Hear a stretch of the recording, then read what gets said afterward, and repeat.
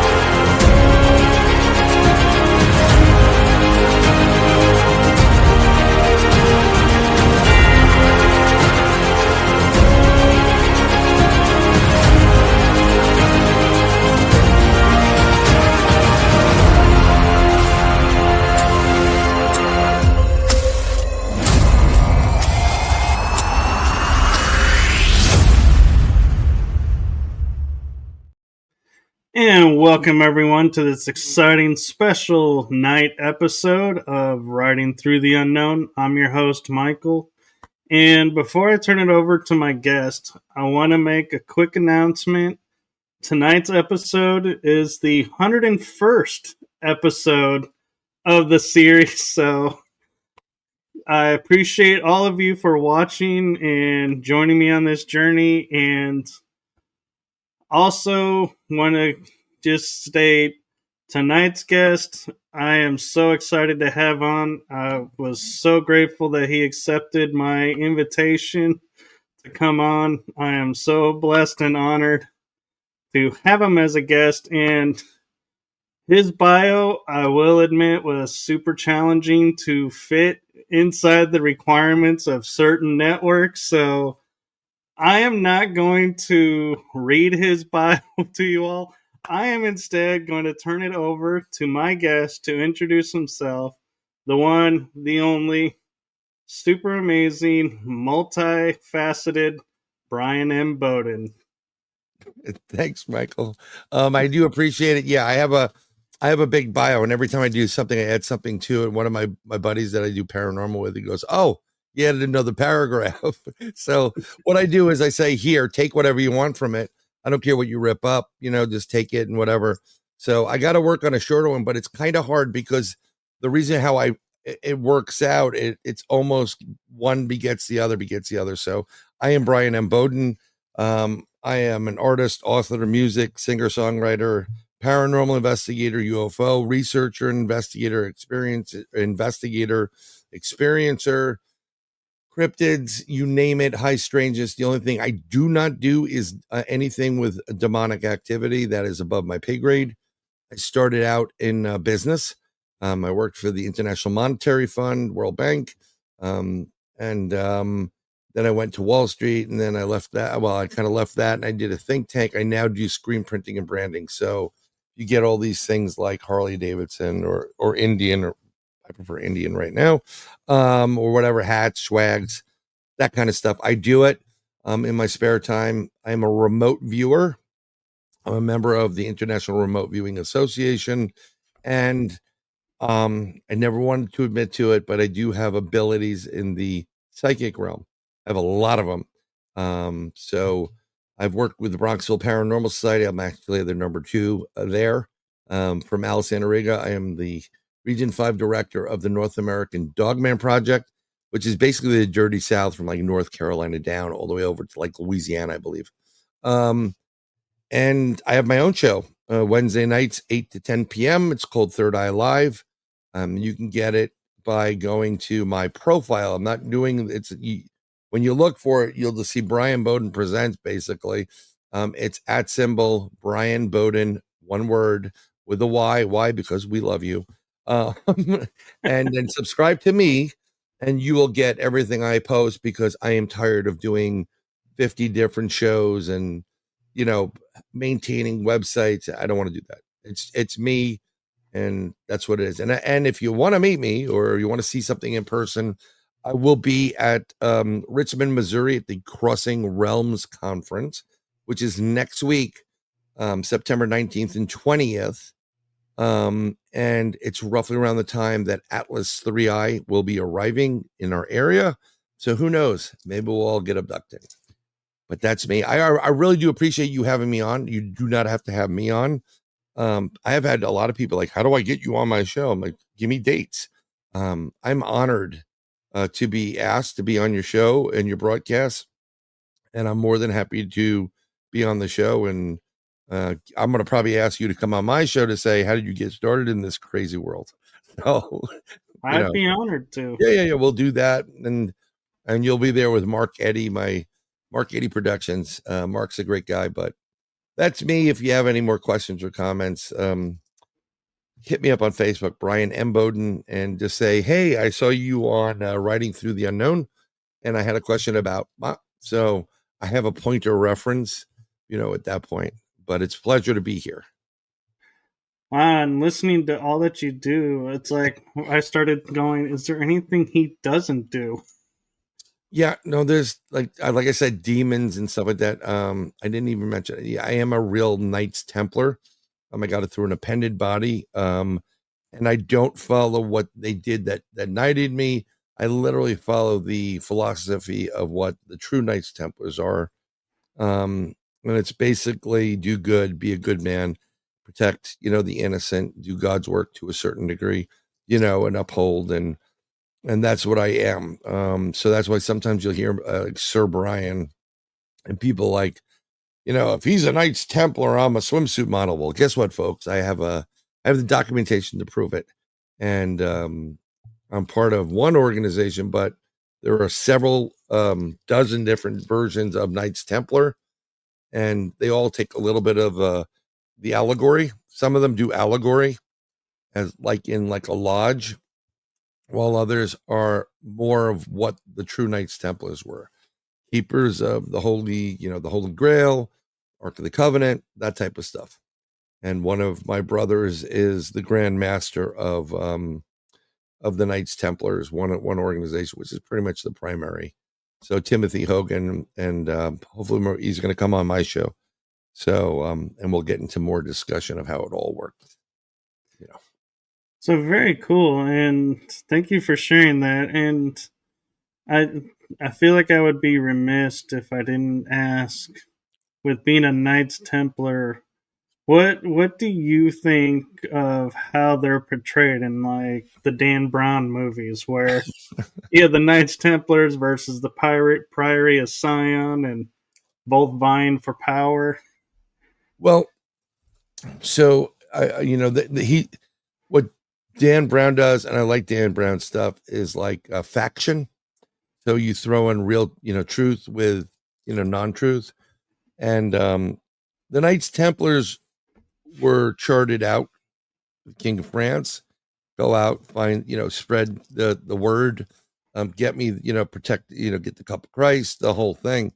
And in the process, they literally are the reason why we have banking systems now. They were the first banking system, true banking system. And they were going to be compensated by the king, and they got to a point where they were owed more money than the king even had, and doing what they do. So they were doing good. They were looking for and protecting the line of Jesus Christ, actually Yeshua, and that includes Mary and the children and a lot of the disciples. They're involved. The true Knights Templars are not vying for power over the church. That's the difference in my and versus the Priory of Zion. They want to be the controlling interest in the Vatican and what have you. I'm often, and I don't want to disparage anybody, but in the teaching, and I don't want to get too religious, but in the teaching of what Jesus was teaching, Yeshua, it wasn't about a church. It was about talk to God through me and God, and one-on-one. Church is control, and it's also community. Don't get me wrong. I mean, it builds community, so don't get me wrong on that. But I don't think he would be happy with what he sees coming out of it currently. And it's about, when you get to the Priory of Zion, it's about controlling people. And the only person that controls you or should control you is God and his word. And I think God's a he, because if God was a she, we'd all be dressed, a lot better because I think that's the truth. So that's the main difference. There's right and wrong. There's good and evil. There's a battle of good and evil going on today. And it's been going on for a while. We saw some evidence of that recently, and I'm not getting involved in it again, but there's right and wrong. And I think part of the problem we have globally, it's not just a U.S. problem, is we've taken, at one point in time when I was growing up, if you didn't do what your parents told you, you were in trouble with your parents, but you're also in trouble with this all-powerful, mighty being, whatever the spirit is, whatever you grew into. So you're going to have to answer not only to mom and dad, which could be difficult, ooh, that belt hurts. But you also have to answer to God. And they've allowed God to be thrown out of the equation. And so people don't have any kind of moral compass or own what they do. And that also goes in the paranormal too. There's some people in the paranormal that will just do whatever they have to do because they want some kind of fame. And I've seen a lot of backstabbing going on, and I stay away from that. I don't call people out, but if someone asks me about somebody and I know the truth, I'd say you may not want to go out with that person, or you may not want to. That's my way of saying don't do it. Trust me. So No, and I respect that, and I try to stay out of the drama of everything as well. I got 2 daughters. I don't need any more drama in my life, and they don't care, like Knights Templar. Yeah, whatever. Get me this. And it's just, I just do what I do, and when I present myself, and when I present on an interview, I really try to, I have evidence I've caught, and I try to go to that first, because there's so much stuff going on in this world today that is so untrue and fake, and we can't tell the difference. And actually, I did this the other day, and I'm going to do it right now. I'm going to share something which I saw, which was very interesting at one point. I thought it was great, and it was interesting, but to be brutally honest, there's a lot of BS to it. It's all BS, actually. Where is that video? And I'm working because I had like 10 things going on at once. I think that's it, and we'll see. Nope. I had a couple of different things that I once I find it, I'll definitely put it up. There it is. Okay, 20618. I just have to look at where things are. 20168. There we go. So I came across this, and it's really, really good. I just threw it up in chat. If you want to throw it up, we'll watch it. It's a very short one.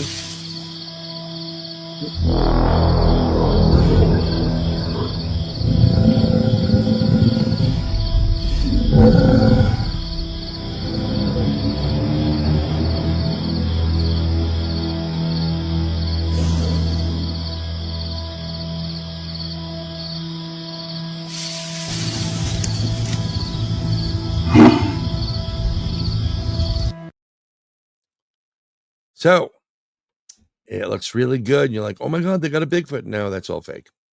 The glitch in it, all the glitches, BS.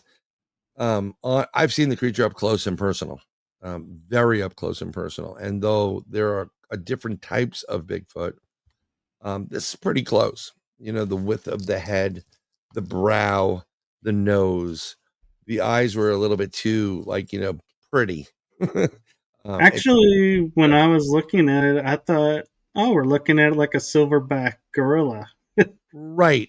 And if you listen to the grumbling and stuff, I mean, it's it's more cat and gorilla, enhanced than actual Bigfoot. I do not believe that is to be a true video. And that's the problem we have today. A lot of the AI stuff that we see, we can't, we used to be able to tell because, like, if you did, like, a human being or something with hands, there'd be 6 digits or 7 digits on the hand. There were certain tells. They couldn't do hands right. If you go to Instagram, I see this all the time. There are all these really hot, beautiful women on Instagram, and you're like, wow, she's great. And I'm like, yeah, that's fake. And you could see where they still mess up. It's a darkness in the mouth, and there's certain it's all fake. It's not a filter. It's a made up AI. They just capture it, code it. You can put out videos left and right. We can make AI videos of ourselves, capture our image, turn our head, get whatever you want in there, and then keep it and say, this is the character, have them do X, Y, and Z, and have them say X, Y, and Z using this sample voice, analysis. And I will, I'll be saying things and doing things just like you can do, which would be great because, like, when you go to work, you can just put your AI up. How's it going? We're doing pretty good, Chief. Thank you very much. Yeah, that would be great. Meanwhile, you're out like golfing or at the the shooting range or the park with your kid or whatever. But we need to have some kind of watermarking system. They're trying to do it now with some of the AI. When there's almost like they're putting rules in that it has to be marked somehow so they can tell if it's real or fake. Because you can put people in compromising positions. When I was doing my book with Amazon, I had to, for each version, being the Kindle, hard copy, and paperback, had to sign a statement digitally that said there is AI or there is no AI. Yeah, I mean, you could write a book using AI very quickly, like literally within 30 minutes. If you want to pay for the higher end AI, like, Chat GBT, say, I want a book about this, this, and this with detailed points on 1, 2, 3, 4, 20. I want images that relate to, each point and source. You can just put whatever you want there and you go, boop, hit the button. It all comes out formatted, copy, paste it in. And then you have to actually now paste it into another program, which will take out the digital watermarks they're putting in with Chat GPT. And then you have, a book and you sell it. There's some benefits to AI where, you need a quick summary of something. Let's say you have a guest on that has a book and, we have lives. I have guests on with book. I'm going to tell you straight up, I haven't read your book. I don't have time to read your book. They don't pay me to do my show. I appreciate you put all that energy and effort in there, but I'm not here to sell your book, nor am I here to do a book report. I want to talk to you about your experiences like a friend. If when you wrote your book, do you think your friends, I think they appreciate that you did what you did. Like, dude, that's great. You wrote a book. That's really awesome. Right. But you're not expecting all of them to read your book and ask you questions on and interview you. Right. Right. Your friends, you have your friends will be like, F you, oh, look who Mr. Book Writer's here. You know what I'm saying? So it's just, but if you needed a quick summary, like a cliff note, and for all the kids at home that don't know what the hell cliff notes are, before there was AI, there was these little company called Cliff Notes, and it took Romeo and Juliet and comprised it into 10 pages where you could understand what was going on in the, and just get by, perfectly. So it's a great way to summarize something. Well, another good way, it's also great to say, some of these companies charge you for transcripts on your website, on the shows. And, you don't have to want it. You don't necessarily need to get the transcript, pay for it. You can actually say, transcribe this video. It's 2 hours. This is a link. Go to the link, transcribe, the video and the people in there in the video speaking, and it'll go and it'll come right out. Pretty cool though, Yeah. I've seen like StreamYard has where I can get a transcript of everything, and then I was like, why do I need a transcript? Well, it's like, when am I ever going to sit there and go, oh man, that episode, man, I'm so sad I didn't get that transcript. Right, but with YouTube does transcripts on everything. It's just another way, and it goes like as you're speaking, the words would be highlighted. It just gives you the time mark, the timestamp, and then what was said. And it doesn't say that Brian Bowden was saying it. It just said, whatever I said. And that, that could be interesting because I've noticed that if I like captions, I'm getting a different audience altogether versus the hearing impaired or older people. They can't follow, so they'll read the script, and that actually helps to bring in some people. So sometimes you would need transcripts for that. So I think YouTube does it. It allows you to say, can you put, you can put captions in, which is great. But there are other uses of transcripts for people. I'm not out there going, oh God, if I can only get the transcripts to that 4-hour Sean Ryan show, it's just, what did he say? Oh, go to page 178. It's right there someplace. Yeah. Just watch the video. Watch it like double speed if you want. Because some of these videos, some people, I want to watch it, but it's just, I just don't have enough time in the day to do that. I have, I have other things I have to do. I'm preparing right now for this conference, and I have my PowerPoint presentation, but I have to redo certain things in it. So it's getting a little bit more like, time crunch, Yeah, presentations are always fun to do that, and then you spend all the time doing them, and then you get to the place and you're like, oh, it's on the other thumb drive. I forgot and grabbed the wrong thumb drive. I've done that. This one I have to get my presentation in by a certain time period, and I think it's Saturday. I think it's Saturday. I hope it's just, which is it's tomorrow, so I have to get this done ASAP. So I'm just trying to, I had an old presentation that I was gonna, but now I realize I really want to go in a different direction. I want to use some of the elements of it, but I want to go in a different direction. So, I have to get it done at a certain point in time, and I'm looking for the date right now. Well, I'll figure it out.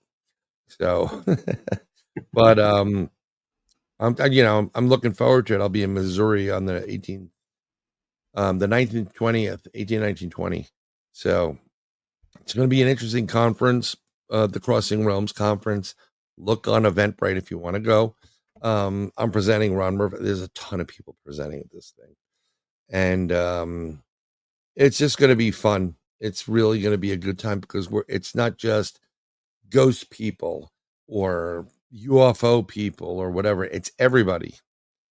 And I'm so thankful we've gotten to the point where we don't have to have battles between people. Like, when I started, I do everything. I was part of a paranormal society, Bronxville Paranormal Society. And we would go there and we'd start talking about Bigfoot. And we put it's on our banner or UFO. I'm like, no, dude, you can't do that. What do you mean we can't do that? This is just ghosts, honey. You're not allowed to put anything. No, dude. No, it doesn't work that way. And they get offended, this is for paranormal people, relax, take your Valium, bring it down. Because there's a line that goes through the whole thing. There's a connection. And if you want to deny that, you can deny it all you want, but doesn't, the truth is the truth. So right. as it is. Yeah. So, kind of going back, I just have one more question about the You can Templars. say whatever you want to say. I will answer every question. And so I've had Kathleen Ball on, and she talks about the Brazilian cave that's connected to the Templars. And people are starting to find all over the world are Templar markings. The hooked How, cross, how wide did the Templars actually get? like where did they visit? Like, like where were they? Like, were they headquartered in like almost every continent, Jerusalem, or initially in Jerusalem, what would be Jerusalem, Israel, that part of the world initially, but their journey and their organization did expand, and it's been to every part of this planet.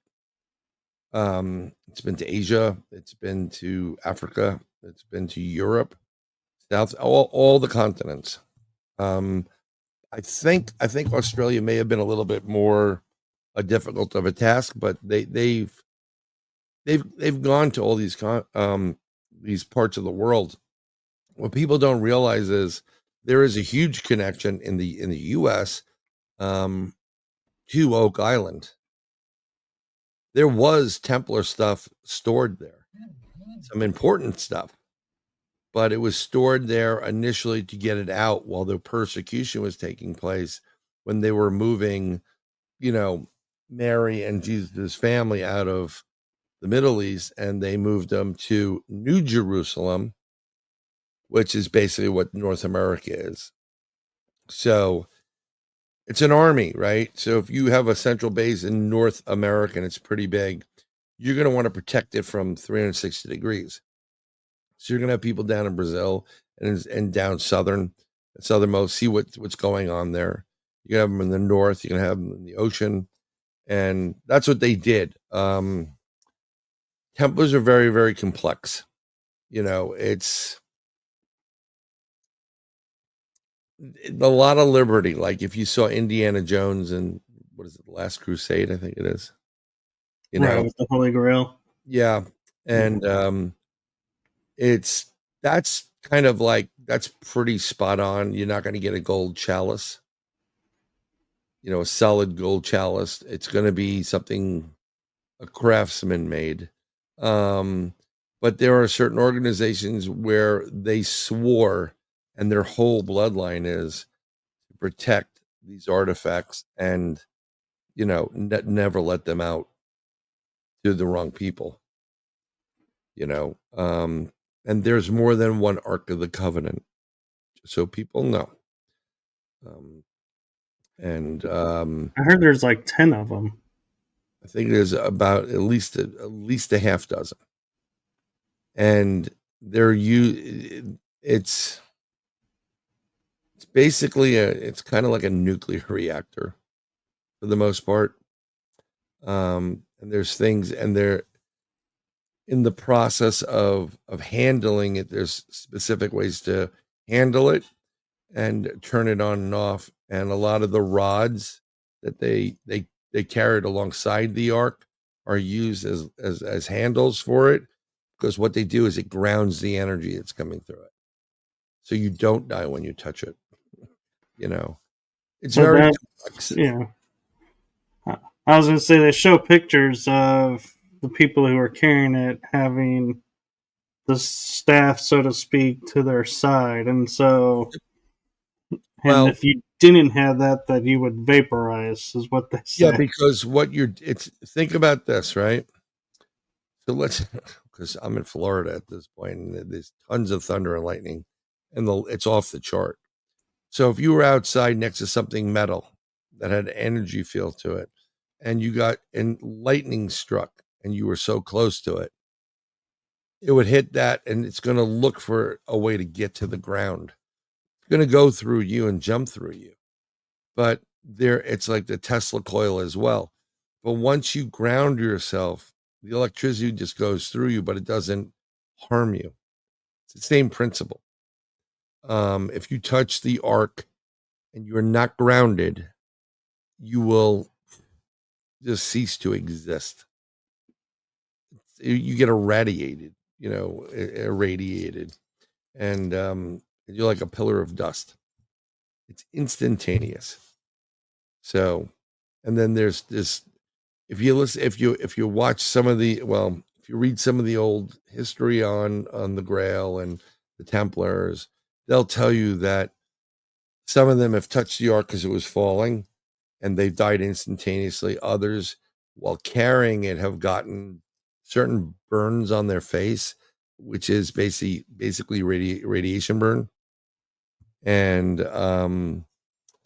so, because nobody's seen it personally up front and publicly admits to it or having it, we don't know. We have to take the word of certain individuals, but it's an So issue. if the Templars still have them, do you think they're going to anytime soon release them and say, here they are? Nope. That's not what it is. They, you are, it's not about fame or fortune. It's about you and your soul and your pledge to, Jesus and God. And then some people think Jesus is God, and I'm not discrediting that. Believe what you want to believe. I do not believe. I believe Jesus is. I think we're all sons and daughters of God. Okay, so Jesus is a son of God, but he's also a messenger, a Messiah type of thing. He's one of God's messengers. We've seen dozens of them. Even Moses was God's messenger. Pharaoh, let these people go. They always pick somebody. And usually they pick somebody that is not the holiest of holies. They're troublemakers. They've done things that are nasty, but they have a certain charisma about them or presence that people react to positively, and they can command more people. So that's why they pick who they pick.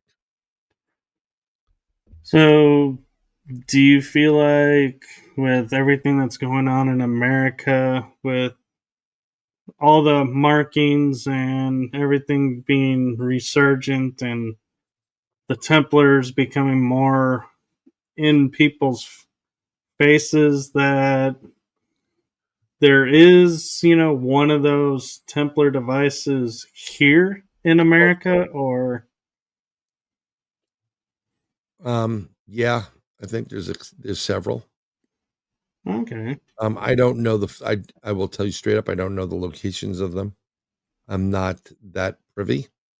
It's something I could talk to certain Knights Templars privately about certain things because we're not giving away the farm here. And if you want to be a Knights Templar, you can join too, and then you will find your path. Some people enjoy the chapeau and allegory. I don't. I think that's fluff. It's not. I don't speak for God, but I know what godliness is and to do God's work. And doing allegory is not God's work. Doing right is God's work. Being considerate of people, even the ones that are rude and nasty to you. Or don't have what you have, or think that you have more than them, and it's consideration. It's walking in another man's footsteps, or a woman, understanding that they don't have constitution, the capacity, the money, whatever it is, to do what they do. It's the whole paying forward stuff. It's kind of like that. It's like you just do out of your own heart and goodwill, and treat everybody with kindness, not just, pink people or red people or yellow people or whatever. No, everybody's equal.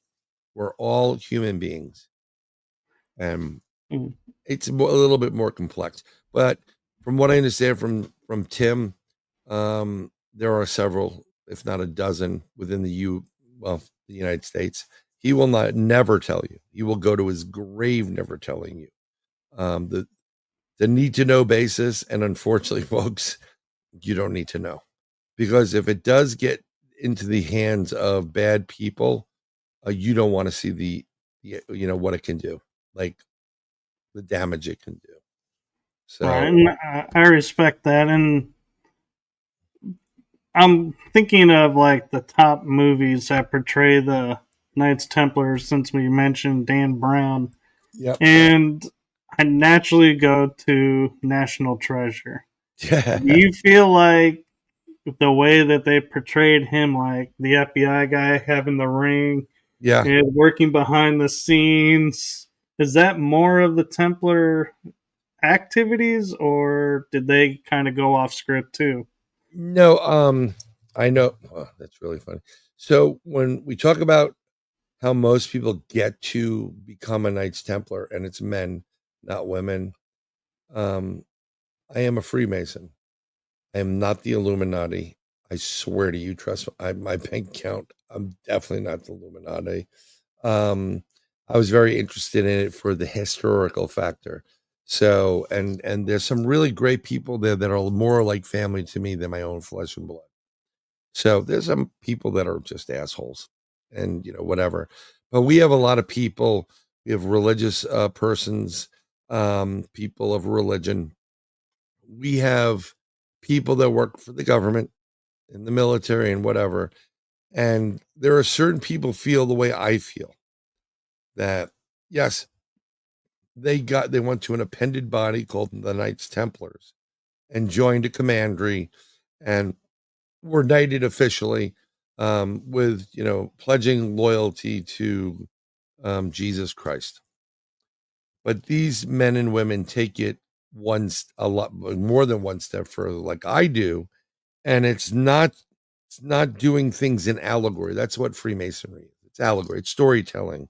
That's how, and it's passed from one person to the other person to the other. And men go through the process, and then you get 3 degrees, and then you're equal. Everybody's equal. You're brother as soon as you start. You are made a brother when you feel it in your heart and your mind, and then you have a choice to continue on and do appended bodies. I did, and that's why I did what I did. But I take a totally different philosophy that is very contrary to the stuff that they do in that body, which is the same place in National Treasure. The gentleman that has the ring, I have the same ring, um, and he joined a lodge. But some people know it's would they answer to a higher power? You understand? And they know it. So they're going to go the extra mile and protect things and make sure things get to where they have to be. So I would assume that if there's something of significance, like in that scene of with the FBI agent, it'll lead to X, Y, and Z. That once the FBI comes in and he's in charge of it, it's not going to go to that room owned by government, filled with all those boxes that have, like at the end of Indiana Jones. Like, we have it in a safe place and it's a big warehouse. They're going to protect it because they swore an oath to uphold, what they needed to uphold. And they're going to make sure that they're going to do their job legally, but they're going to make sure that if someone intercepts it, that they have enough time to get where they got to go. And then it goes into the real protection of under the Knights Templars, who are more Knights Templarish, like, with the swords and fighting and good and versus evil. So it's interesting. Yeah, thank you for that. And Yeah. I kind of want to shift gears now because we were talking about like Bigfoot and the Shift cryptids, away. and I had a guest on James in Washington where they had an article where the government, the U.S. Energy Department of Energy, admitted to creating cryptids, what we call cryptids. They took animals and tried to make them like guards for a nuclear Right. component. And so I'm wondering, your opinion of when we talk about cryptids, do you feel like they're really are earthbound or man made or come from another place or all the above? So when you're saying cryptids, we're talking about like Bigfoot, Dogman, which is Right. like a werewolf, but it's not transforming. So from my own personal research, I used to be a flesh and blood guy. That Bigfoot was flesh and blood. I had an experience that said otherwise. And from that point forward, everything made sense. And I was writing all my notes down because I have a book that I'm writing about Bigfoot. And I was going to do this whole big book, but I may just do my thoughts on the cryptid, or in the dog, and throw Dogman in there and what have you. And what I'm going to say at the conference, I guarantee is going to piss a lot of people off. But because no one in the public sector has a physical Bigfoot and has been doing, or Dogman or cryptid, and has been doing experiments with them, everything is hypothesis. So you can say whatever you want. Bigfoot loves Twinkies.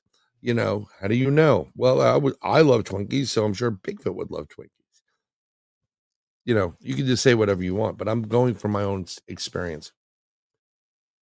I believe Bigfoot is a flesh and blood creature, and Dogman and these cryptids, that has the innate ability to be flesh and blood, change the molecular structure into an electronic form, almost like a plasma, and then change it and then change it again into a subatomic particle and go interdimensional. I believe these creatures have been here since the beginning of time. Okay, so we do this all the time. I'm gonna try to get the prayer up because it's easier, and I'm a tad bit tired today. I've been doing way too many interviews, but there's a prayer for breaking curses I do every day. But in there is, and I start my show. My show starts with, "Holy Michael the Archangel, defend us in battle. Be our protection against the wickedness and snares of the devil. May God rebuke him, we humbly pray. And do thou, O Prince of the heavenly hosts, by the power of God," here are the rest of this is important, "thrust into hell Satan and all the other evil spirits who prowl through the world, seeking the ruin of soul." So before God created man, and man is man and woman, when this was a void and dark and whatever, there were other entities and beasts and things that were on the surface of the earth and internally. There were things visiting it. And I believe these cryptids have been visiting this earth since the beginning they discovered it. And they go from interdimensional, which is more of a molecular structure on a subatomic particle, into a different electric particle, and then transfer into human flesh and blood. They have the innate ability to do it. Octopuses change their physical shape, their color, their texture, right? Right. Bigfoots can do the same thing.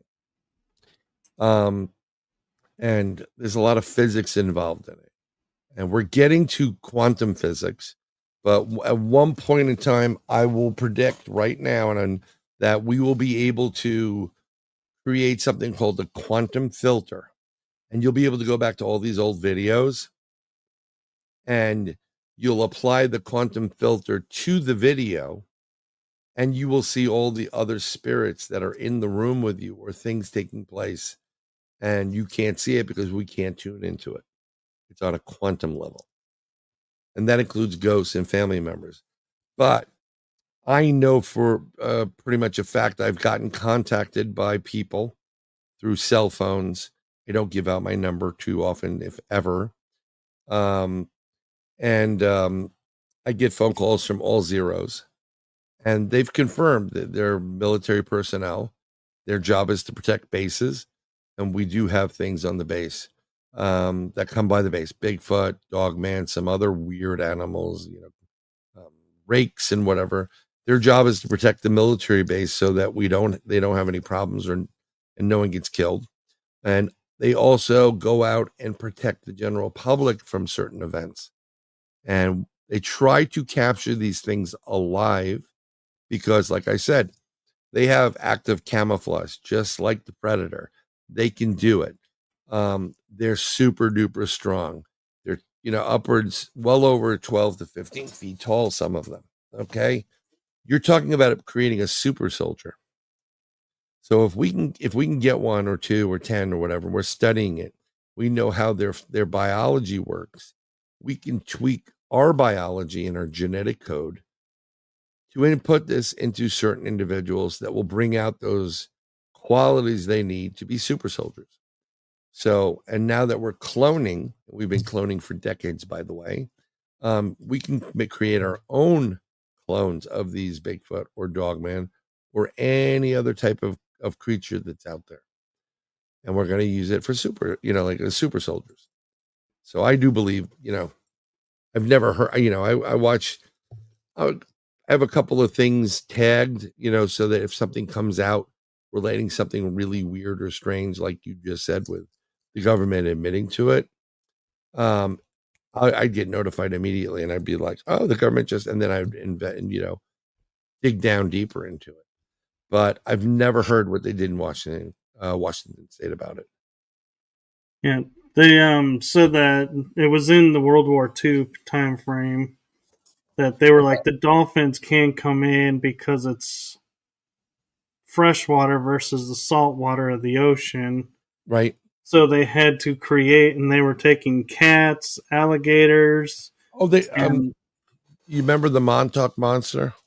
yes, So that came from. There's a couple of that came from the. We have bases out in the east of Montauk. We have certain islands off the coast of Montauk where Lyme disease. I mean, this is like heavy duty, legit, super duper military, highest clearance ever facilities that are playing with really dangerous stuff like plagues and manipulating them and doing whatever. And they're playing with genetics. So they're going to put, like, what was it? I don't know if it was a rat. They made a glow. They took it's called Lucifer because it's the light bearer from another animal. I think it was a jellyfish, and they injected it into genetically altered a dog or a cat or a pit or a lamb, and the animal glows in the dark. So we're manipulating these things. We're creating you know, um, these avatar type of characters, Greek mythology, minotaurs and whatever, and Pegasi. But I do believe Pegasus and unicorns have existed previously and real legit. Like, and for some reason, either they decided to transition to a different timeline or dimension, but I believe they were here at one point. And they're going to do that. They're going to play around. They're going to make like the cat and dog, or put human hearts into pigs because they're one of the closest to us, or they'll play around with chimpanzees, and they'll genetically alter them. And they're picking this up from getting samples from Bigfoot, and breeding them and cloning them and seeing how they tick. So, and why would you not do that? Have you? Oh, well, I don't know if you ever seen a cryptid up close, like a Bigfoot or a Dogman? Uh, I have felt one around, but I haven't physically seen. no, no, no. That's actually valid. Most people don't realize. How can you feel one around? I'm like, you can feel one around. 100% you can feel it. Yeah, well, I mean, I've had up closes. Not like being able to go, "Hi, I'm Bryan," and you are, you know, close, and you can see, like pretty good. I'm not thinking about take my camera, take a picture. I'm just in awe that there it is. That's the legitimate reason why I don't have the video, I don't have the footage, why I don't take a camera out. On top of that, in the process of converting from flesh and blood into a different format, which is more molecular based molecules, and light, they're going to drain my battery anyhow. So I'm never going to be able to use my phone to really capture them. But Right. it's just a crazy world. I think we definitely have some of them like that. And one thing I want to kind of pick your brain about a little Sure. bit that I'm not sure if you've studied into or not is like the story of the Ark, how it Okay. had two animals of every kind. Yep. And when we think about it, it's like I always was like, that can't be real because you put a lion with the lamb, it's going to get hungry. You're not going to have two lambs. So Yeah. instead, I started thinking What happened maybe to the lamb? these arcs are Oh, I don't know. genetic codes stored. And so they had two lion genetic codes, two lamb genetic codes. So after the flood, they could bring them back if they wanted to. That's a great, great theory, and I love it because that would answer a lot of questions. But why would they need such a big boat Well, if they what? weren't carrying everything? I mean, hear me, right? So, like, if you look where the ark of the Noah's Ark was built, a lot of the animals that there's certain animals that are indigenous to the area it was built in, right? Right. Place in the Middle East. So you're not going to get where you how are you going to get a Siberian tiger, or a Tasmanian devil? It's the concept is just like, well, how did they get two of each, male and female? Um, and I think it's more along the lines that if we're to believe he was told to build an ark by God, and God controlled the weather, like I'm flooding this place, then God controls everything, including the animals. There is a way to have God say, your instinct would be as a lion to kill the lamb and eat, but I'm commanding you not to. And he has some kind of control over them where they just go and they stay. They're like, under easiest way saying hypnosis. I'm not postulating hypnosis, but they have some kind of control over them to do that.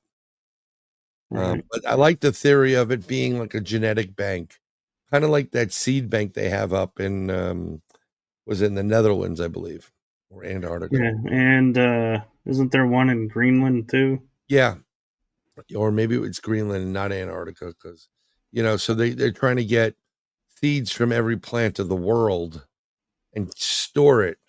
Here's the problem we have with that right now. We manipulated the crops so much in the US with allowing genetically modified that we don't even know if the seeds anymore are heirloom type seeds. We don't know. You don't know what you're collecting.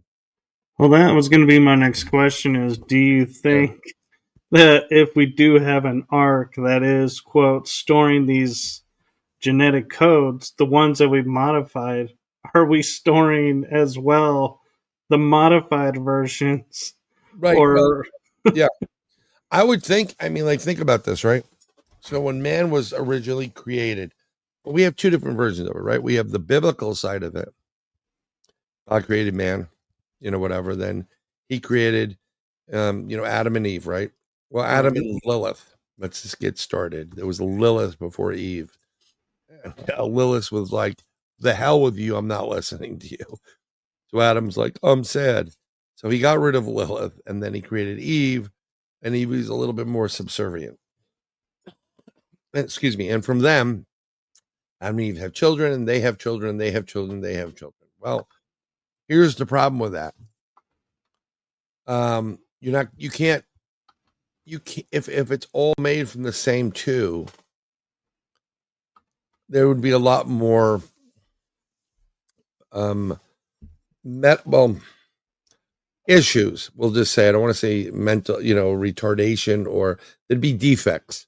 And then there would Anomalies. be inbreeding, and there's defects. And we see a lot of that stuff actually in some of the cryptids. If you see some of the facial features of some of these cryptids, they do take on characteristics of just like there are certain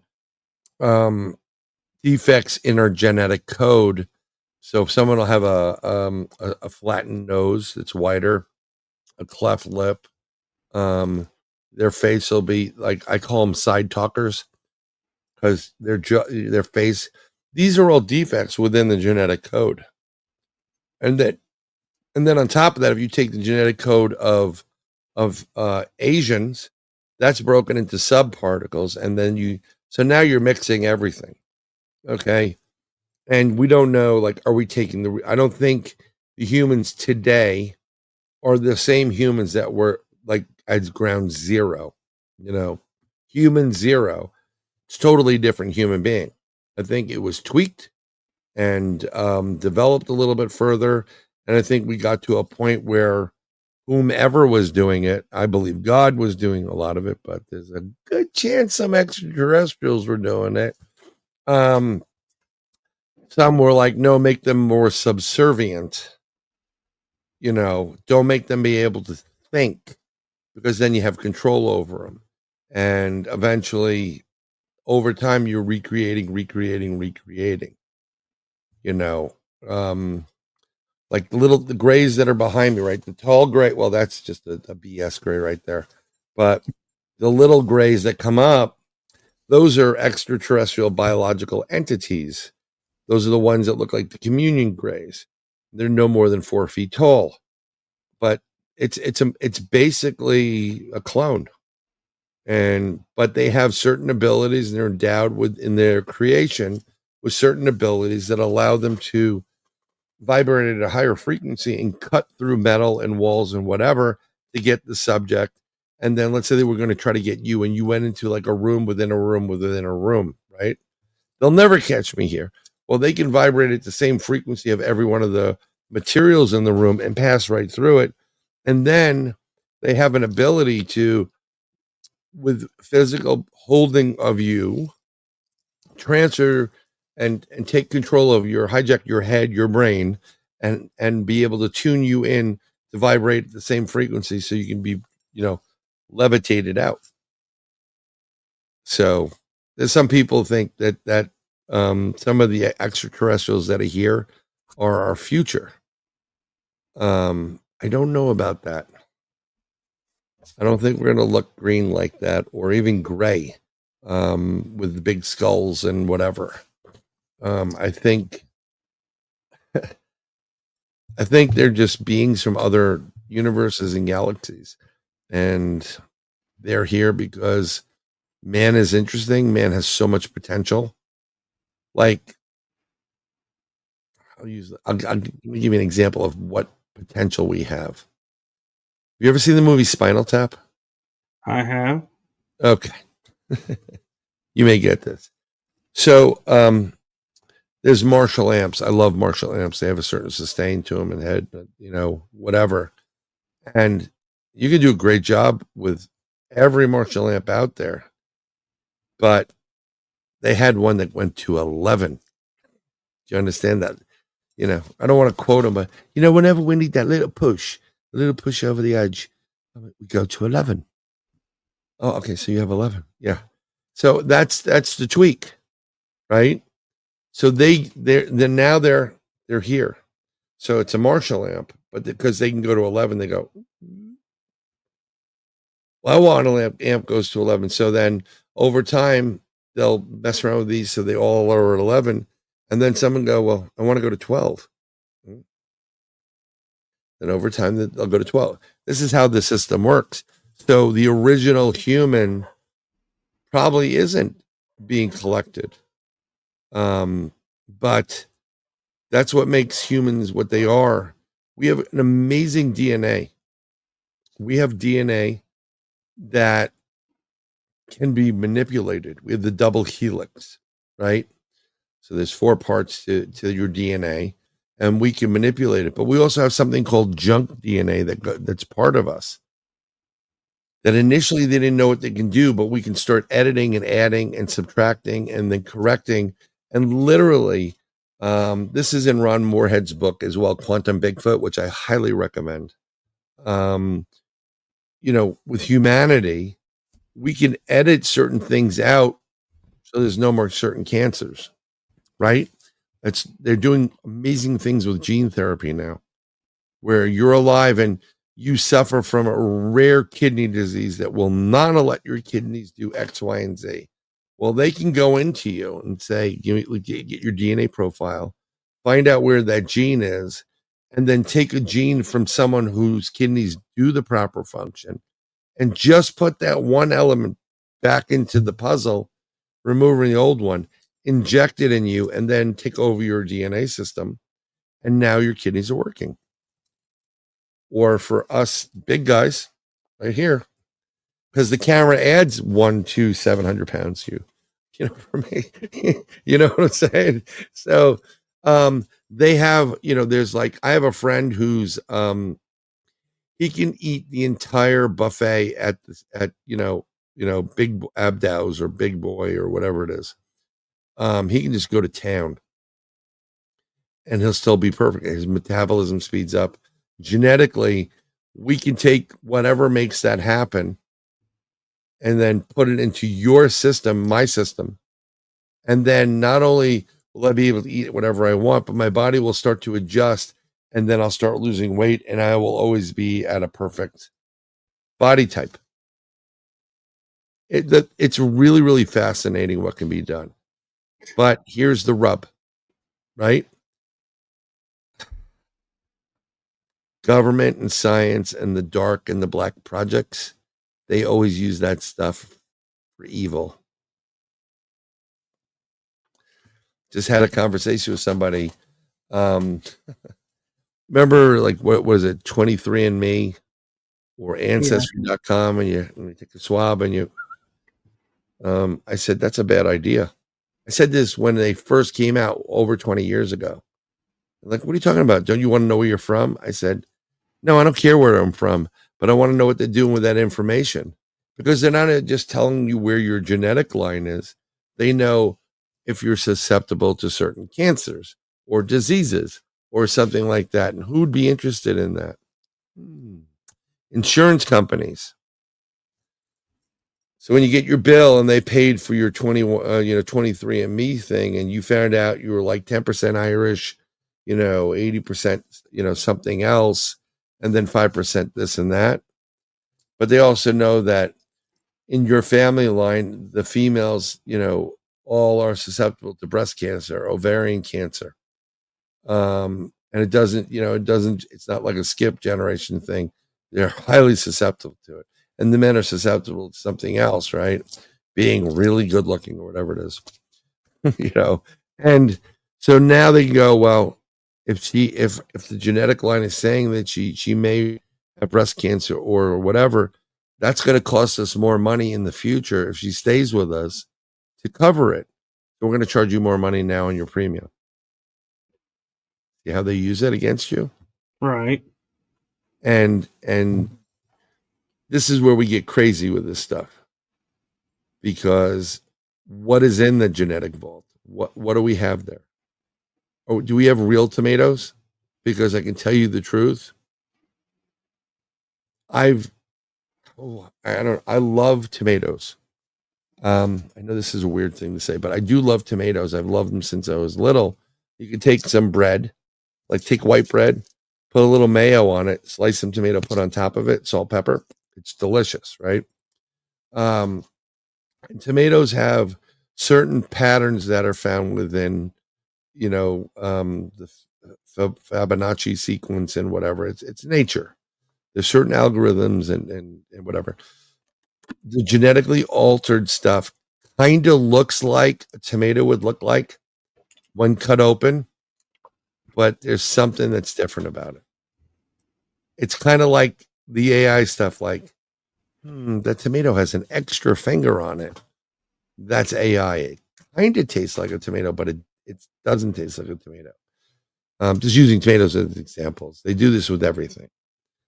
So, it gets crazy genetically wise. It does. And I just want to take a moment and say we are over the hour. So I don't know if you need to run because you were talking about having the presentation. Nope. I'm good. If you want to keep going for a bit, I'm more than happy to, unless you can end it, or you want me to come back, I can come back. Whatever is easier for you. Well, I'm happy to keep going and absolutely have you back on. We can do, you want to do another half an hour at that point? Is that good till 10:30? Sure. And which is 9:30 your time. right. right? Yeah, yeah. Or 10 o'clock your time. I'll go to 11 if you want my time, 10 your time. Yeah, we can keep going. I don't. Nothing bothers me. No one in my house wants to hear me talk.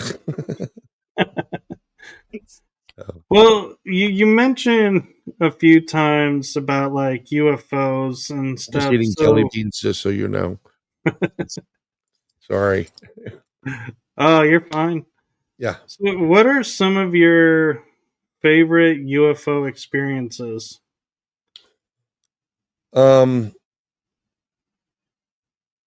I had a couple when I was younger. I grew up way back when, before the 2000s. Okay, is there people out there that are born 2000 don't believe anything happened prior to 2000, but a whole shitload did. Okay, and I my mother used to work in a summer camp as the head counselor for the girls' side in Connecticut. So I got to go to summer sleepaway camp for free for 2 months, and we'd stay up there longer. It was fun. So everything I knew about the paranormal growing up until the age of probably 16, I thought Pacific Northwest, or Nepal for the Yeti, Washington State or Bigfoot. Never heard of a chupacabra at the time. Loch Ness monsters in Loch Ness, Lake Champlain had something. So, like, if I wanted to go see these things, I have to fly to Scotland for that, and I have to fly out to the West Coast for the other thing. Little did I know that these things were everywhere. A lot of these things are everywhere. And one time in sleepaway camp, we're hanging out, we're playing Dungeons and Dragons, when it first came out. That'll give you an age, okay? Yeah, I have all the original books. Now it gets a little bit weird. And we went outside and there was it was a full moon. And I grew up in New York City, so I loved astronomy and the stars, and I was into the planetarium. And when you went into northwestern Connecticut, there was very little city lights or lighting that was going to affect your view. And you can actually see the Milky Way, the galaxy. So that's pretty cool. But one night we're all hanging outside and we see the full moon. And then we see something just smaller than the full moon. And, up in the air, it looked like the size of a 50-cent piece. And it's on fire. It's like a big fireball. But it looked like it had little veins in or suction cups, and it was, making some movement to it.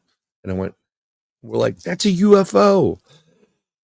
And I'm like, oh my God, that's a UFO. First UFO I ever saw. And it was like, I have a photograph. Remember, I can see it in my mind, but I try to do a drawing on or a painting on it. And I think I had one. If I could open up the presentation, you would see what it was. So we could probably do that, but I got to find the presentation. And yeah, let me see. Open recent. Let's see if we can get that. Yeah, we do. I don't know if I have a voiceover in this, but I hope I don't. But I can show you the image of what it looked like, and I'm going to share it. So this was here. This is perfect. I'm going to share this PowerPoint. So this way you'll be able to see it and hear it actually. So let me share the screen. I'm going to share a window. Here's my PowerPoint. Let's see if we can pop that up for a second. And let me see. Let me go. Oop. Well, we'll see if we can get him back in. That was probably an unfortunate misclick. And so thank you all for tuning in. And I also want to take a moment right now and just say, with no political alliance or any religiosity alliance, I just want to say my heart and that of the show goes out to Charlie Kirk and his family for the tragedy they're going through. So I'm sorry that they're going through that.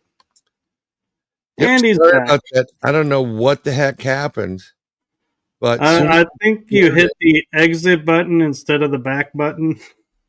I hit shared, and let's see if it popped up. There, it's in the chat, right? It's in our. I shared it, and you'd have to add it to the screen. Right. This is what it looked like. Okay, here we go. Yep, right there. So that's what it looked like. It was amazing, and all those little circles were like undulating. To a degree, it was crazy. And that was my first like major UFO encounter. I like how you have also showing the energy coming off of it Yeah, in the sky. but this was like, it was so big, and there was some, it seemed like there was flames on it, but it was moving across the sky. So if I went to this image, and I'm just going to flip to it, that's what this is exactly. This is a video. I did something where I made a semi. Let's see if it'll play. That's what it was like. You see it go by? Wow. Yeah. So that was like really, really cool. But actually, while we have this up, you were talking about UFOs and videos and stuff. So, I'm just trying to get to Night Siege. Okay. So this is really cool. So there was one point, I was with my girlfriend who I married, and she was working in a camp in Waterbury, Connecticut. And I was born and raised at this other camp up in Winsted, Connecticut. So it was July. I went to that camp instead because, it's my girlfriend, and we're suckers for women. So we're going to go wherever they are. So my birthday is July 4th. So I wanted to drive up to Winsted, which is north here on the top of the map. And as I'm driving, we get to this one point where the marker is on Route 8. And I'm in my Acura Integra, and we see this. And these are just like radio towers. And it's just a radio tower that's there. And I think here. And basically this is what it started out. It looked like here. Yeah. I didn't know I had sound, like a voiceover on it. But this is what it looked like. It starts out like this. It was one of the highest towers in the state of Connecticut. And they have red dots every so often so that if a plane's flying by, they don't fly into it. That's why the tower's there. Right. So, and then these don't move. They'll sway a bit, right? But they won't move. So she's like, "What's that?" And I'm like, "What are you talking about?" And then the tower starts to do that. And there it is, and it's going. And it levels out. And then it starts heading towards me. I'm going 65 miles an hour in the car. And there's my car.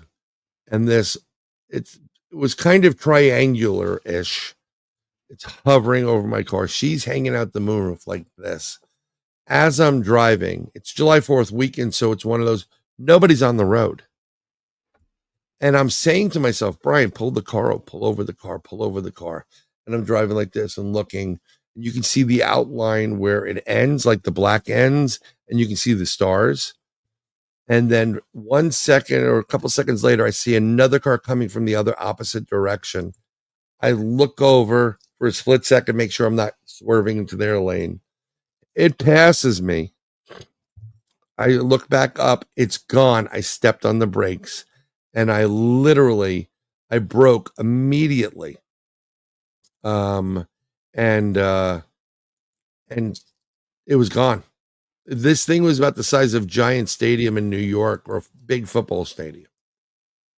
Gone. Not a sound. Totally gone. My car is in the middle of the road. I'm looking around. I could see for miles. It's all gone. So, and that was amazing how fast they can maneuver. Yeah. And we're like, we think, we can chase these with little fighter jets. And it's like, no, you can't. Well, yeah. Well, speaking of fighter jets, I'll give you another one while we're here, because I'll just give you some. So my aunt had a place down in the Jersey Shore. It was August 19th, 2012. and we're swimming in my aunt's pool. And when you're a paranormal investigator, you notice things that other people don't notice. I mean, it just catches your attention. Your third eye kind of opens up and you're like, something's weird about this. So I saw Right. something floating up in the sky. And if it's the New Jersey shore in summer, I mean, they have planes that fly by with banners and, balloons and whatever. But this was something different. So I'm going to go through this and I'll let you see it. This is a presentation I give for close encounters of the fifth kind. I like to call them active intelligent encounters. So this is what this is my own footage, 100%. And let's see if we can make this bigger so you can see it a little bit bigger. Let's try to do that. We're going to do this. And I'm going to do this to, where are we? Get back to it. There we go. And I'm going to do this to make it bigger. So now we can see it a little bit bigger, okay? You're going to hear everything that's in it. So I'm going to play the video and you will see what I saw.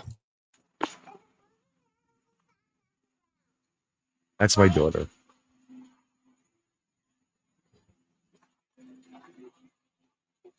You're done in the pool for now, then we're gonna go to change so you can go out.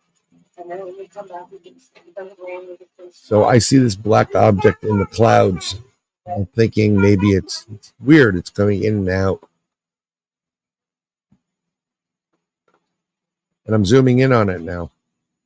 Trying to find it.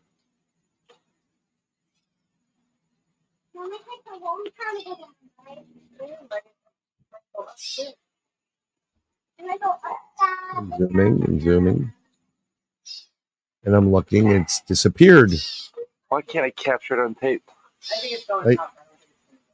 And there it is. It's right there. It's black. And you see it right there. Really? I don't think so. I don't, for that part of it, I don't want to. There it is. There it is. I And, don't think it's peculiar that there's a. I don't forget it. and it's just like, don't you think it's peculiar? And it's flipping and it's turning and it's making some weird maneuvers. There's something flying around in the sky. No. Right. And there's Air Force jets around. Air Force jets would come. Air Force jets. The naval station's nearby. And every time they'd come, it would disappear behind the cloud. So I thought it was kind of strange. It's like a minute, 30 seconds more, I believe. And I'll get in a little bit tighter on the zoom. I'm just curious, is a lot of the like rainbow-esque lighting from the nature of how you're filming it, or is It's that all- something it was giving off? No, it's what Looks you're like a seeing bat. is from the camera. I was using a Nikon Coolpix 880. Okay. That was like the stuff back then, Right. when I started doing it. So I'm literally just had the same thing. I didn't copy that, just copy the file, put it into this file to show people actual UFO stuff. So I'm zooming in a little bit more. And it kept disappearing every time, and the jets would come right overhead. You can hear the whistle, and sooner they would, it would blink out. And then once they would go past it, so the jets knew that thing was there. And they were going for it. They were looking for this object. Okay. Let me see if I can stop that. I don't think there's anything more. Maybe zoomed in or something like that. So, that's the object. There it is again, right? And then I blew it up. So this is what I captured. Now, granted, it's graininess because I'm zooming in on a film that can only zoom up to a certain point. I'm not discrediting that. But there seems to be something on the bottom of this craft. You see underneath? Yeah. And then you see this distortion field around it. And so zoomed in the object, so some of the details. And then in the negative, you can see this object look like from the top to the bottom. There's certain elements to it. You always want to do a little bit of a negative. And if you look at this object, compare it, well, it sure as hell looks like the Kecksburg UFO in PA, right? And it also, to me, looks like the Nazi UFO bell. Oh, you mean the Glock? The Glock right there? Yeah. Okay. Yeah, exactly. And isn't it interesting, because this is on the Jersey Shore. So when Germany was defeated, okay, at the end of the war, over 250,000 Germans were held unaccountable for. Yeah, Project Paperclip. Right. So that's one. There's a lot of others as well. Yeah, I mean that's part of it. And now, you know, people say, well, where are the UFOs? How come we don't see them? Well, you know, clouds. You see that? You see it every day. You don't even, like, you have a cube in the cloud. I mean, they know how to hide. What's interesting is my daughters did, this is from the Bronx. It's Van Cortlandt Park. This is a really long video, but I'm just going to see something with how long is it? And it is how many minutes? I mean, it's 5 minutes and change. I'm not going to do it. I literally just came back I used to do a meeting up in New York State with a buddy of mine. We would do the first Thursday of the month in Yonkers, New York. We'd have a live meeting with people there. And it was UFO based, but we did a lot of cryptid stuff as well. Because we had, I started a group called the New York State UFO Project. And it was a grassroots type of thing where people wanted to speak with other people, but didn't have a friendly place to do it without getting some kind of, blowback or whatever. So we just, and then the third Thursday or something like that, we went up to upstate New York and did it. And what's interesting is, we had people that would come to the meeting that were both government checking us out, and we had, I'm 99% positive, sure, we had something that of an individual not of this earth there. This one guy named John, who was a wonderful human being, but John would vibrate and distort when he sat there and he got happy. And I don't do drugs. I'm doing Tic Tacs right now, but they're not drugs.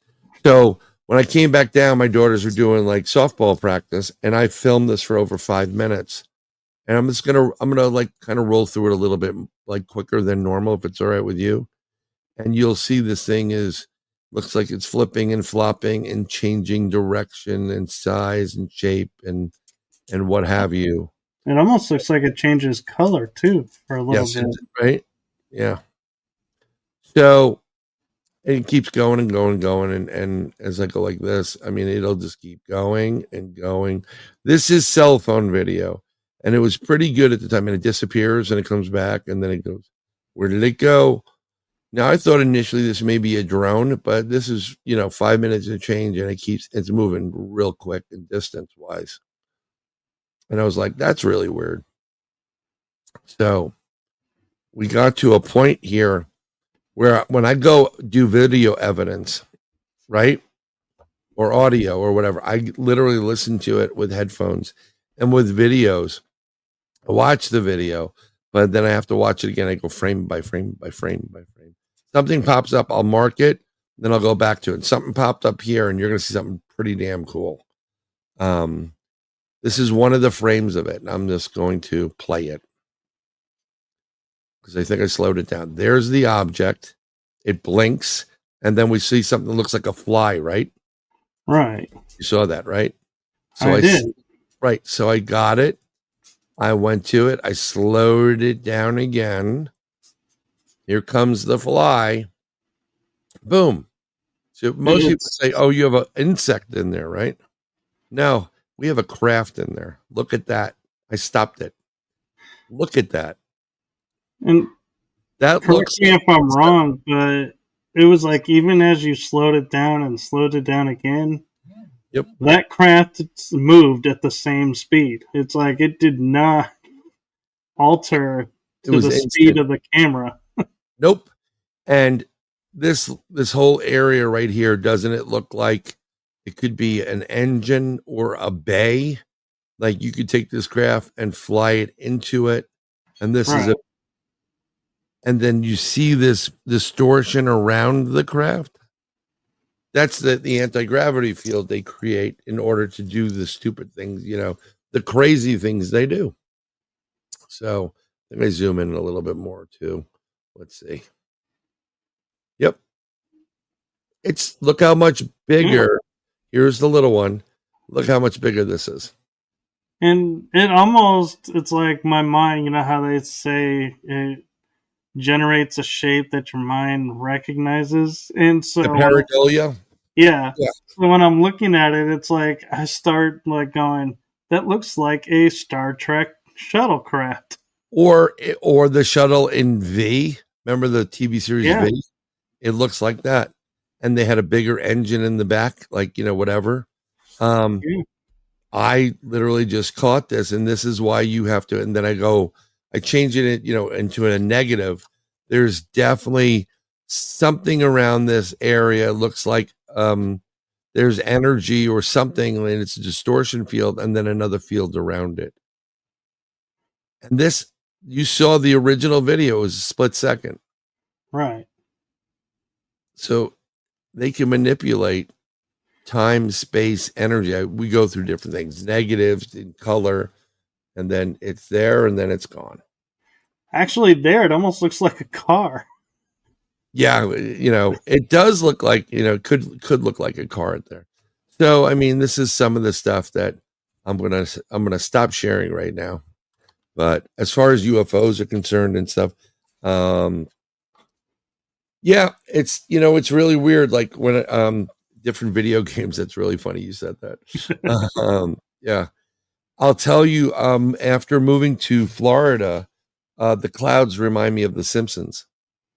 Oh yeah. It just, even when it rains here, it's beautiful, and you see the different rays. I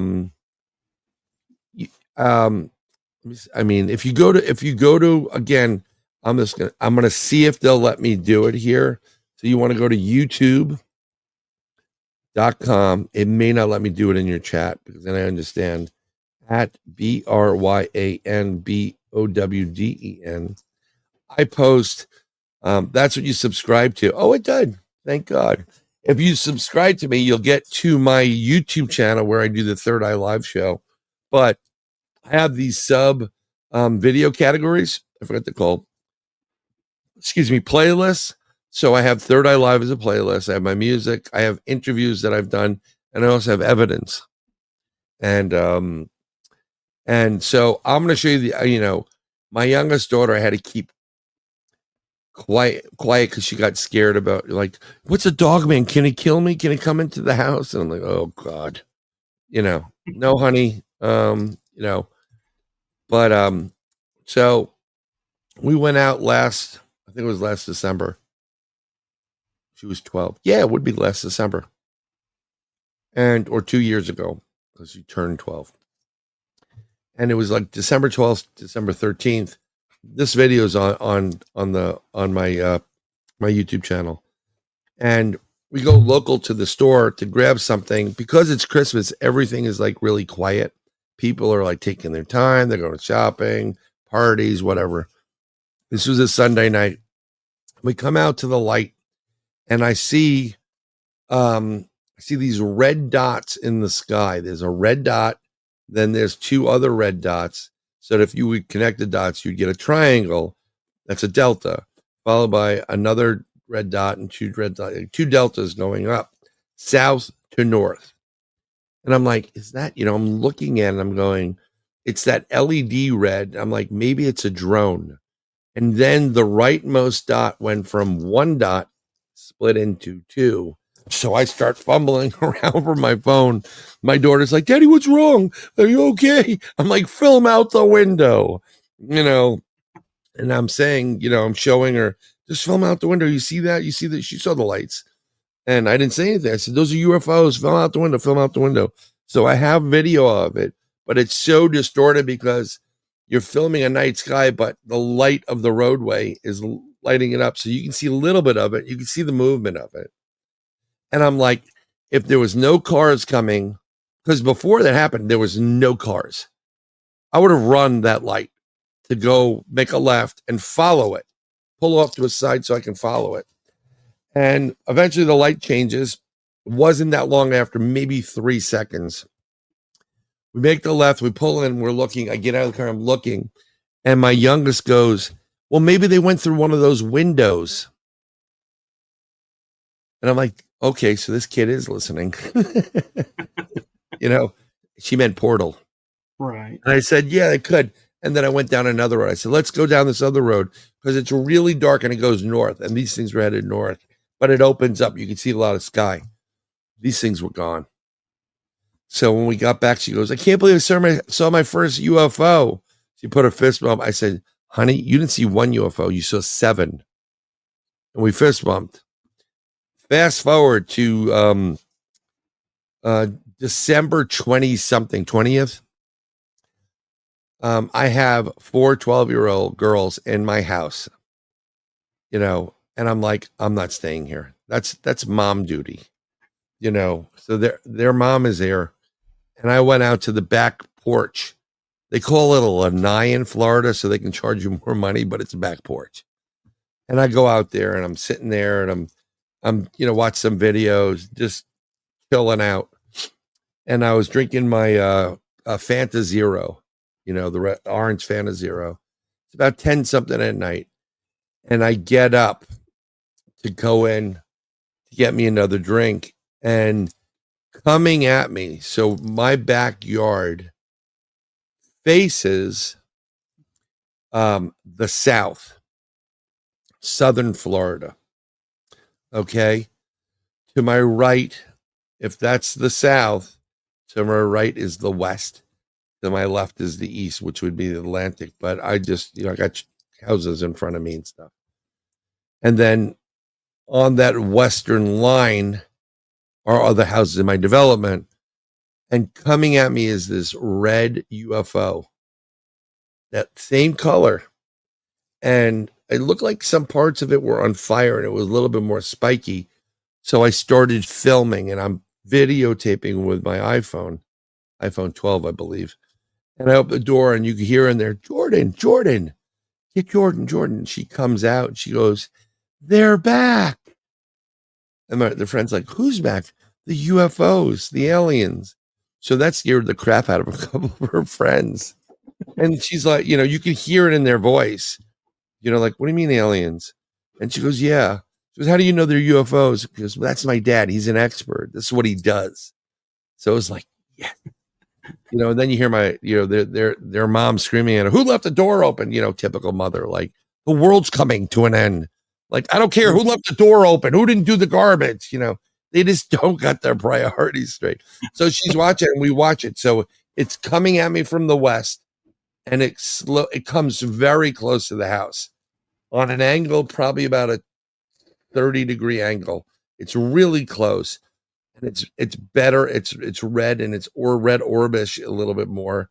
And then it heads south. And I'm filming it and you watch it. The video's online and it goes and it goes and goes poof, and it disappears. Yeah. So that's, there's a lot of UFOs down in Florida. There's a lot of weird people in Florida too. Oh yeah. Yeah. But I have some other videos and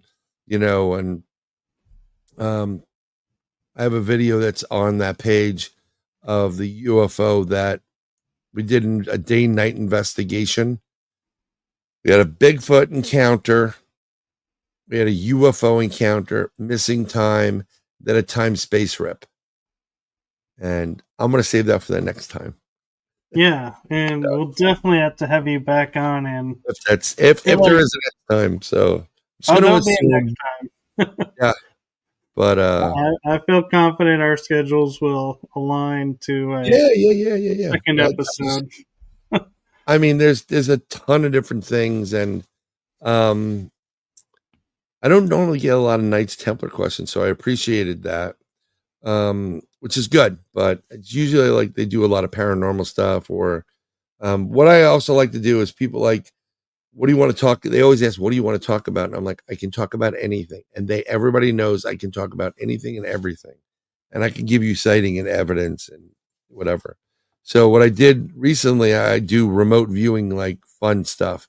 So if you do have a live on the normal day, when your chat gets up there, we can do a couple of remote viewing. We teach, we'll do very, very small controlled remote viewing type of session. And you need a piece of paper and a pencil or a pen. And there'll be a couple of targets selected, and they'll be in manila envelopes. And then you'll kind of, I'll walk you through a meditation process where you get centered, and your audience can take part in this. And then we'll say, okay, now focus. This is target A, and you'll focus. And the paper is to write everything down. Some people use dots or circles. I'm get the hiccups right now, or hash marks. So they'll write down red, green, blue, circle, whatever they're seeing. Excuse me. We'll do that for about a minute. And then when it's over, we'll do a reveal. And then we can discuss it. And then I'll reveal it on the paper. Excuse me. But I'll also add it to the bottom so that people can see a bigger image of it. That'd be really cool. Yeah, it's really cool because it gets you started in how to remote view, and how to activate your third eye, and then it gets, it's something that the audience can take part in. I can't believe I have the hiccups at this point, and everybody loves that. You think, oh yeah, Carmen, you're going to definitely see some more stuff. Atlas 3i is supposed to be right at our back door. Excuse me, on around the 19th. So, I mean, there's a lot of speculation about that thing.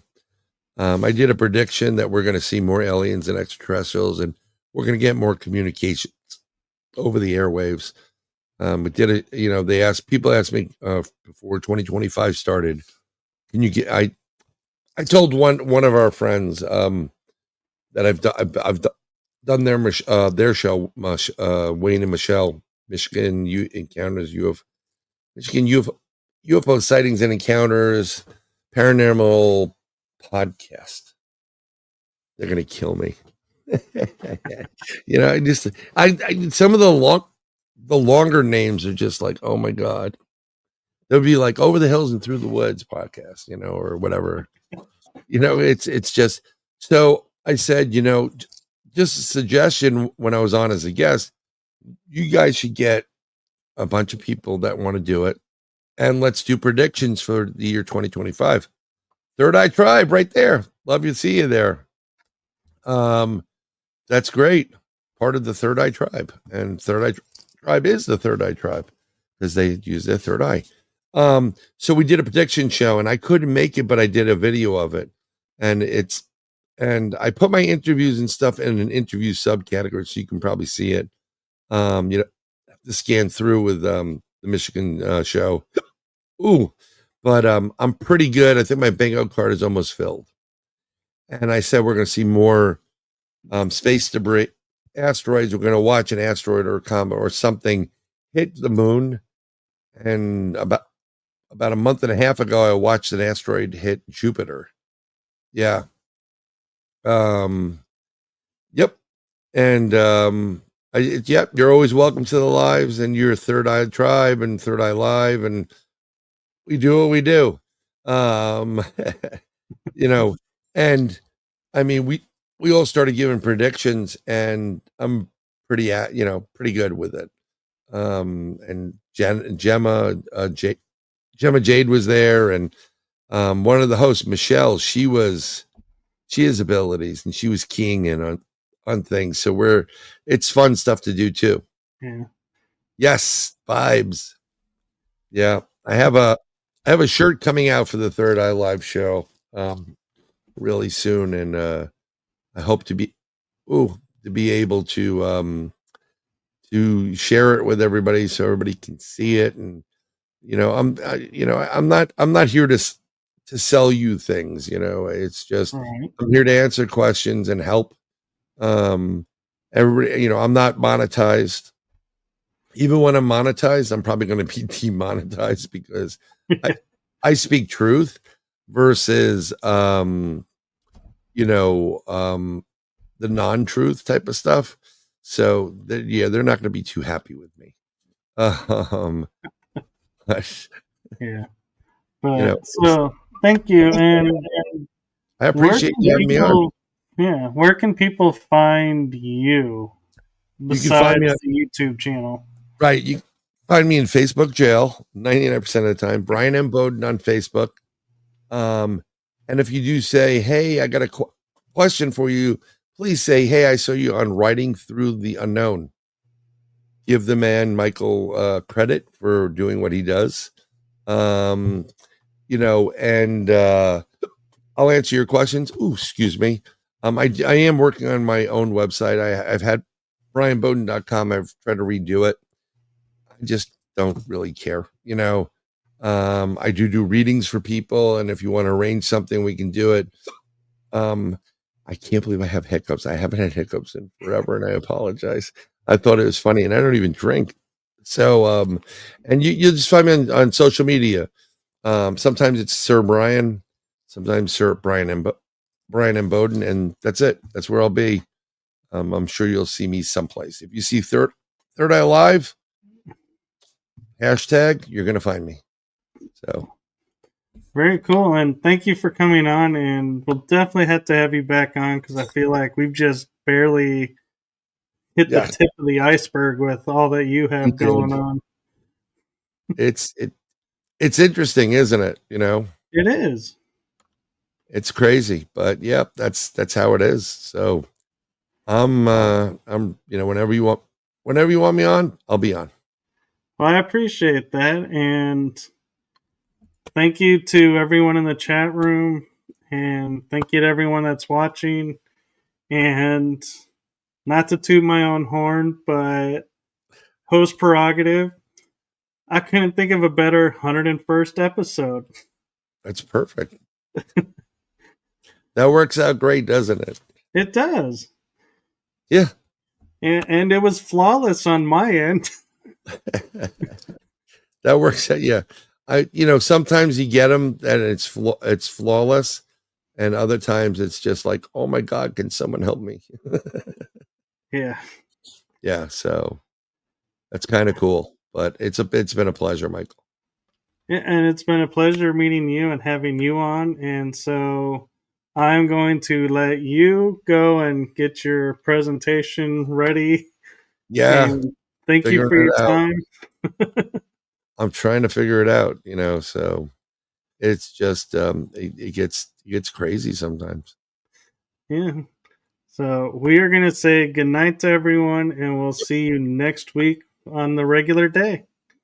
And Monday, we have a special episode Monday afternoon, so don't miss out on that. Good night, everyone. Good night.